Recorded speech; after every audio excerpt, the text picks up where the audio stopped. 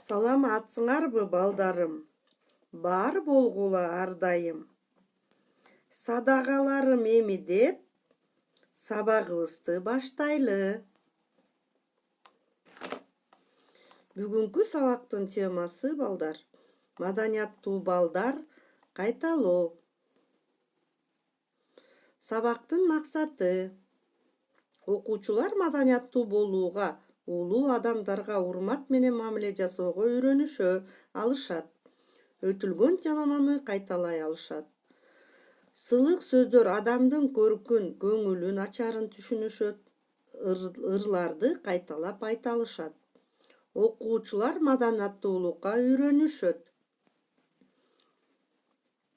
Балдар, жаңы теманы өтөрдөн мурун биз силер менен кайталап алалы. Ребята, прежде чем проводить новые уроки, новые темы, мы с вами будем повторять. Түстөр 23 бет. Бери карагыла эми. Карап көңүлүңөрдү буга бургула.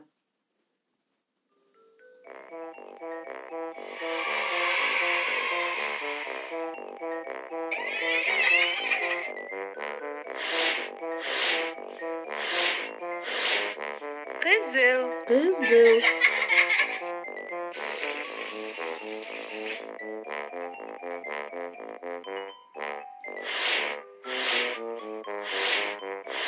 Көк.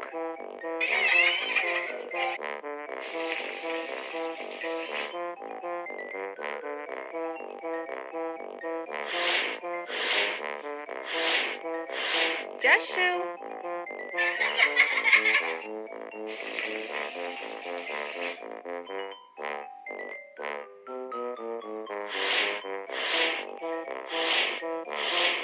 Сары.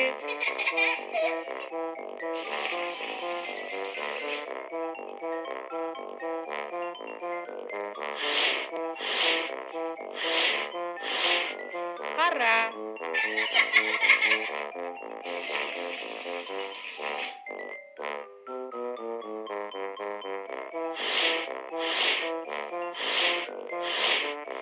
Ак.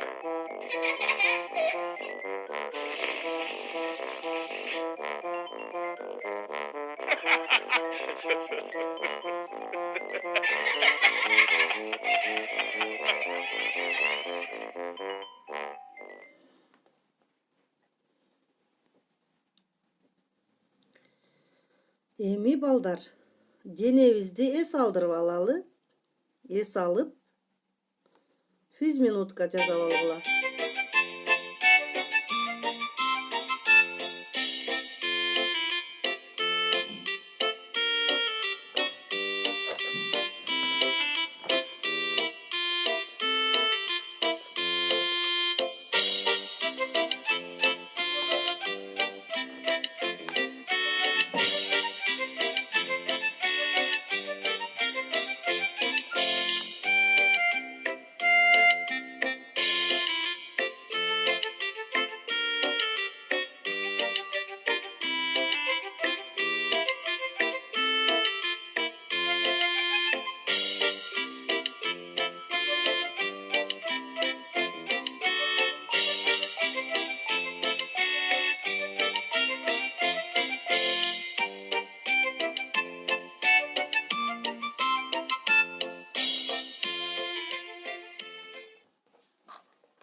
Мынакей, балдар, эс алып алдыңар. Эми биз силер менен жаңы теманы өтөбүз. Балдар, маданияттуу балдар деген биздин темабыз. Балдар, маданият деген эмне экенин силер билесиңерби? Келгиле мен силерге маданият жөнүндө түшүнүк берейин. Балдар, маданият деген сөз араб тилинен алынган экен. Ал кыргызча тарбиялоо дегенди түшүндүрөт экен, балдар. Эми силер 61 бетти ачкыла. Силер менен диалогду окуйбуз. Бул чоң эне менен неберенин диалогу. Келиңиз, чоң эне, Төргө өтүңүз. Нандан алыңыз. Чай ичиңиз чоң эне. Рахмат, айланайын дейт. Здесь разговаривает бабушка с внучкой. Балдар, азыр силер бул диалогтогу сөздөрдү жазасыңар.